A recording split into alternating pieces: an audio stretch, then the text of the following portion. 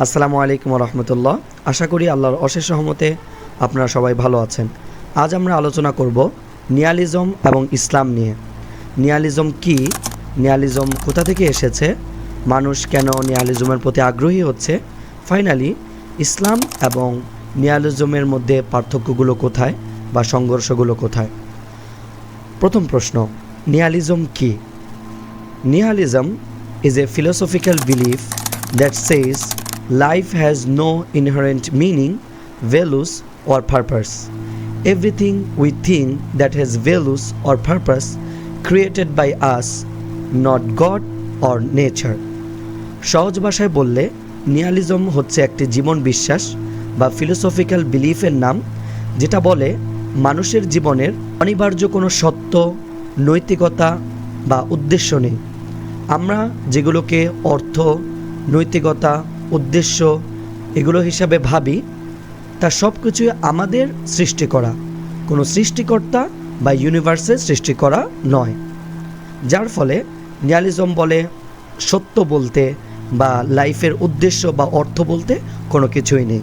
এরপর দ্বিতীয় প্রশ্ন হচ্ছে, নিহিলিজম কোথা থেকে আসলো?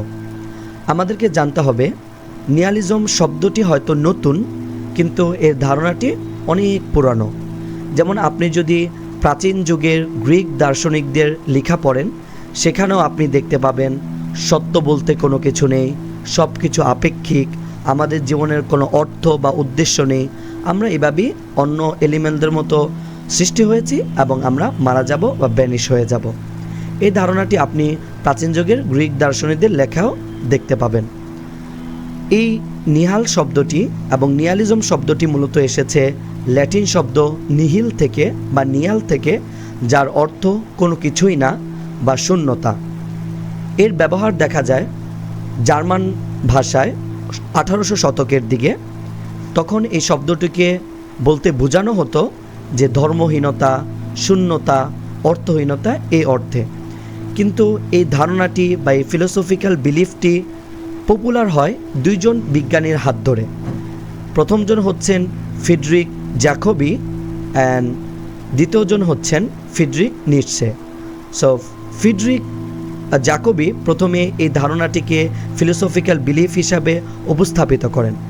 মূলত সে এই নিহিলিজমের সমালোচনা করে মূলত বলেছিলেন যে মানুষ দিনে দিনে নিহিলিস্ট হয়ে যাচ্ছে এবং একজন মানুষের কখনো এক্সট্রিম পর্যায়ে রেশনালিস্ট বা লজিক্যাল হওয়া উচিত না। কারণ মানুষ যখনই রেশনালিস্ট বা সব কিছুর মধ্যে লজিক খুঁজবে, সব কিছুর মধ্যে কারণ খুঁজবে, তখনই মানুষ নিহালের মধ্যে পড়ে যাবে বা তখনই মানুষ কনফিউশনের মধ্যে পড়ে যাবে। আমরা যদি আমাদের হিউম্যান বডির দিকে গভীরভাবে পর্যবেক্ষণ করি, তখন দেখব যে বিজ্ঞানীরা অনেক ধরনের এক্সপ্লেনেশন দিয়েছে।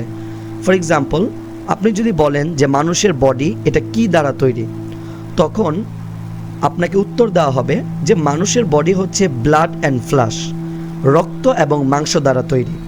এরপর যদি আপনি প্রশ্ন করেন রক্ত এবং মাংস কি দ্বারা তৈরি, তখন বলা হবে রক্ত, মাংস, সেলস বা কোষ দ্বারা তৈরি। এরপর যদি আপনি প্রশ্ন করেন সেলস এটা কি দ্বারা তৈরি, তখন বলা হবে যা মলিকুলাস বা অণু দ্বারা তৈরি। এরপর যদি আপনি প্রশ্ন করেন অণু কিসের দ্বারা তৈরি, তখন আপনাকে বলা হবে অণু হচ্ছে অ্যাটম দ্বারা তৈরি। এরপর যদি আপনি প্রশ্ন করেন অ্যাটম কি দ্বারা তৈরি, তখন বিজ্ঞান বলবে নিউট্রন, ইলেকট্রন, প্রোটন এগুলা দ্বারা তৈরি।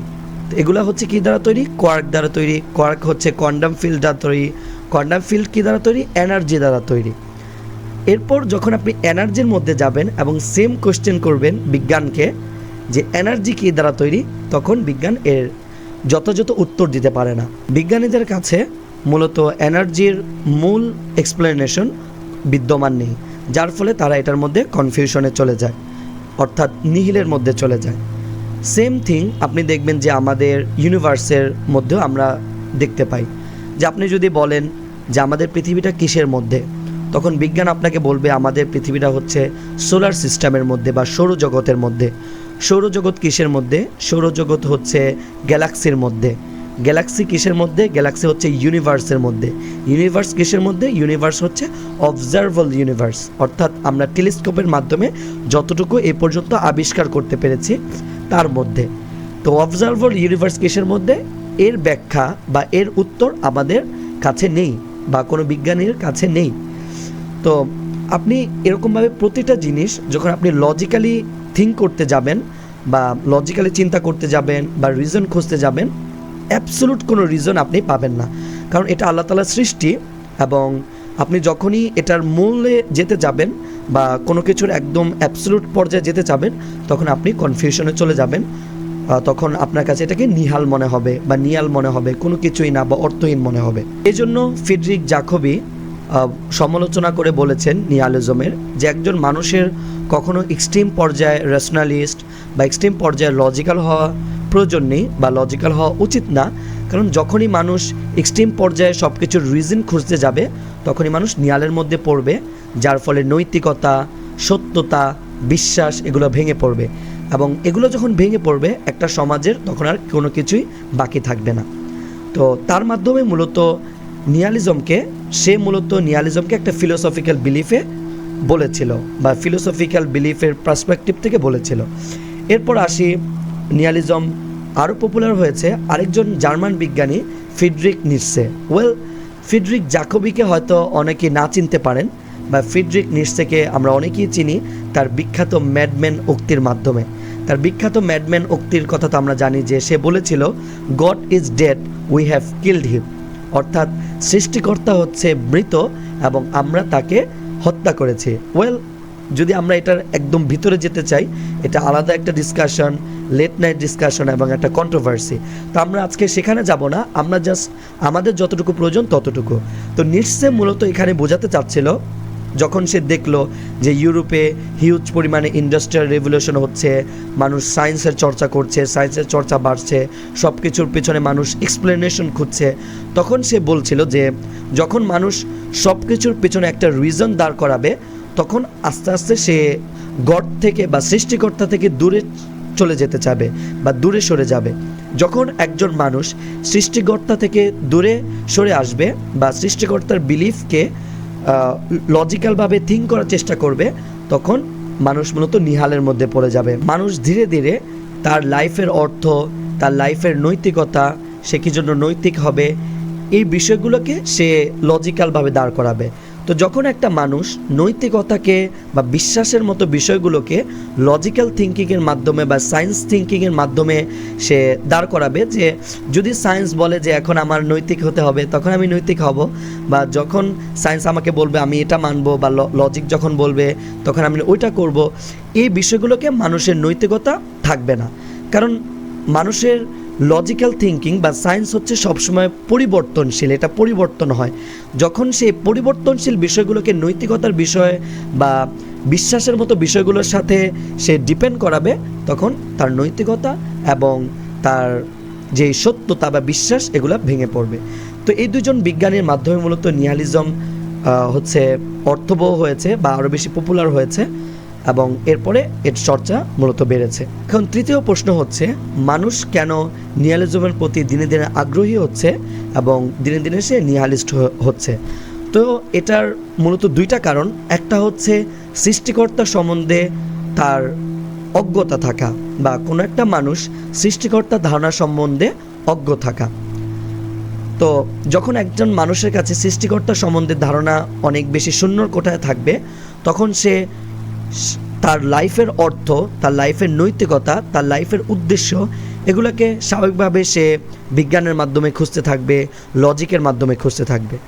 তো আমরা তো জানি যে যখন একজন মানুষ এই বিষয়গুলোকে, লাইফের উদ্দেশ্যকে, লাইফের অর্থকে, লাইফের নৈতিকতাকে বিজ্ঞান দিয়ে এবং লজিক দিয়ে মানদণ্ড করতে চাবে, তখন সে নিহালিস্ট হয়ে যাবে। এবং এটাই তাদের ক্ষেত্রে ঘটে, এবং এটাই একটা বিগ রিজন মানুষের নিহালিস্ট হওয়া বা মানুষ নিহালিজমে আক্রান্ত হওয়া।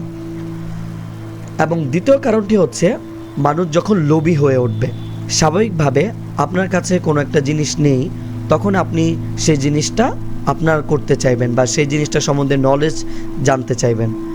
তো একজন মানুষ যখন লোভী হয়, তার কাছে সে জানে সৃষ্টিকর্তার নলেজ তার কাছে নেই, কিন্তু লোভ থাকার কারণে সে সেই নলেজটা জানতেও চায় না, কারণ সে ফিয়ার করে যদি সে সৃষ্টিকর্তার নলেজ জানতে চায় বা সৃষ্টিকর্তার নলেজ তার কাছে আসে, সে যেভাবে যখন যা ইচ্ছা তা করছে সেটা সে পারবে না। তার যেই নৈতিকতা বা তার যেই নফস, এটা সৃষ্টিকর্তার আদেশ নিষেধের উপর বর্তাবে এবং সৃষ্টিকর্তা যখন তাকে যেটা বলবে তখন সেটা করতে হবে। তো যার কারণে মানুষ লোভী হওয়ার কারণে বা মানুষের নিজের টেম্পটেশনকে ফিট করার জন্য সে সৃষ্টিকর্তার ধারণা তার কাছে নেই এবং সে নিতেও চায় না, এরকম একটা অবস্থা, যার কারণে মানুষ নিহালিস্ট হয়ে যায়। এখন তৃতীয় প্রশ্নটি হচ্ছে, নিহালিজম এবং ইসলামের মধ্যে পার্থক্য কী? নিহালিজম এবং ইসলামের মধ্যে ছোট ছোট অনেকগুলো পার্থক্য আছে, বাট একটা বড় পার্থক্য এবং যেটা সবচেয়ে মেন পার্থক্য সেটা হচ্ছে যে নিহালিজম আপনাকে বলবে আপনার জীবনের কোনো অর্থ নেই, উদ্দেশ্য নেই বা নৈতিকতা নেই, এগুলো কোনো কিছুই নেই। আর ইসলাম আপনাকে বলবে যে আপনার জীবনের উদ্দেশ্য আছে, লক্ষ্য আছে এবং আপনি অন্য অন্য এনিমেলদের মতো না, আল্লাহ তাআলা আপনাকে সৃষ্টি করেছে, there is a big reason behind it. এখানে একটা গভীর পর্যবেক্ষণের বিষয় আছে, সেটা হচ্ছে আমরা প্রথমে বলেছিলাম মানুষ কেন নিহালিস্ট হয়। নিহালিজমের অন্যতম কারণ হচ্ছে মানুষের মধ্যে লোভ থাকার কারণে। তার মধ্যে একটা লোভ আছে যে আমি যখন সৃষ্টিকর্তাকে চিনব, হয়তো আমি যা কিছু খুশি তা কিছু করতে পারবো না, যার কারণে সে ওই রিলিজিয়াসের দিকে বা সৃষ্টিকর্তার দিকে আসতে চায় না। কিন্তু আপনি যদি ভালোভাবে লক্ষ্য করেন, মানুষ ভাবে যে নিহালিজম হচ্ছে একটা ফিলোসফিক্যাল বিলিফ অফ ফ্রিডম, এটা হচ্ছে আমাদের একটা ফ্রিডমের বিলিফ, এটা দ্য ওয়ে অফ ফ্রিডম। কিন্তু এটার গভীরভাবে চিন্তা করতে গেলে একজন মানুষ যখন রিলিজিয়াস থাকে সেটাই তার ফ্রিডম, এবং যখন সে নিহালিস্ট হয়ে ওঠে তখন সেটা তার ফ্রিডম না, সেটা তার কনফিউশন। আমরা একটা এক্সাম্পল নিতে পারি এভাবে, যে একটা ঘুড়ি আপনি যখন উড়াবেন, ঘুড়ি সুন্দরভাবে উড়ছে এবং ঘুড়ি যদি চিন্তা করে যে আমি উড়ছি ঠিক আছে, কিন্তু এই সুতাটা যদি না থাকতো তাহলে আমি আরও দূরে যেতে পারতাম, আরও ফ্রিভাবে উঠতে পারতাম। কিন্তু আমরা সবাই জানি তার পরিণতি বা কনসিকুয়েন্স কী যখন একটা ঘুড়ি তার সুতা থেকে বিচ্ছিন্ন হয়ে যায়। হ্যাঁ, সে হয়তো আরেকটু দূরে যেতে পারবে বা দূরে গিয়ে সে কমপ্লিটলি হারিয়ে যাবে, তার লাইফের আর কোনো মিনিং থাকবে না, তার আর কোনো কন্ট্রোলার থাকবে না এবং সে হয়তো একটু দূরে চলে যাবে, বাট এরপরেই তার ধ্বংস তার জীবনে নেমে আসবে, তার ইনফিনিট ধ্বংস তার জীবনে নেমে আসবে। সেম থিং, যখন আপনি রিলিজিয়াস হবেন, যখন আপনি আল্লাহকে চিনবেন, সৃষ্টিকর্তাকে চিনবেন, তার কথা মানবেন, ইসলামকে আপনার জীবনে ধারণ করবেন, তখন আপনার মনে হবে যে হয়তো এই বিষয়গুলো আমি যদি নিহালিস্ট হতাম, আমি যা ইচ্ছা তা করতাম, ওইটা আমার জন্য ফ্রিডম ছিল। মূলত ওইটা আপনার ফ্রিডম না, ওইটা আপনার কনফিউশন ছিল। আপনি যখন রিলিজিয়াস হয়ে উঠবেন, আপনি যখন আল্লাহ তাআলাকে মানবেন, তখন আপনার জীবনে উদ্দেশ্য আসবে, তখন আপনার জীবনের ফ্রিডম আসবে, তখন আপনার জীবনের লক্ষ্য এবং অর্থ আসবে, এবং যেটা শুধুমাত্র আপনাকে ইসলাম দিতে পারবে, যেটা শুধুমাত্র আপনাকে আপনার সৃষ্টিকর্তা দিতে পারবে। নিহালিজম আপনাকে বলবে আপনার অস্তিত্ব একসময় শেষ হয়ে যাবে এবং আপনি একসময় বিলীন হয়ে যাবেন। বাট আল্লাহ তাআলা কিন্তু বলেছে যে আমরা বিলীন হব না, বরং যখন হাসর নাসর হবে, যখন কিয়ামত হবে, তখন আমরা আল্লাহ তাআলা বিচার দিবসের পর আল্লাহ তাআলা আমাদেরকে অমরত্ব দান করবেন, আল্লাহ তাআলা আমাদেরকে চির জীবন দান করবেন, যার ফলে আমাদের জীবনটা হবে উদ্দেশ্যের জীবন, আমাদের জীবনটা হবে অর্থর জীবন। তো এটাই ছিল মূলত নিহালিজমের ধারণা এবং ইসলামের ধারণা। তো আশা করি বুঝতে পেরেছেন। আপনাদের আরও যদি কোনো কিছু জানার থাকে নিহালিজম নিয়ে, আমাকে আস্ক করতে পারেন কমেন্ট বক্সে, ইনশাল্লাহ আমরা আবার আরও বিস্তরভাবে এটার ব্যাখ্যা দেওয়ার চেষ্টা করব। তাহলে আজকের জন্য এই পর্যন্তই। আসসালামু আলাইকুম ওয়া রাহমাতুল্লাহ।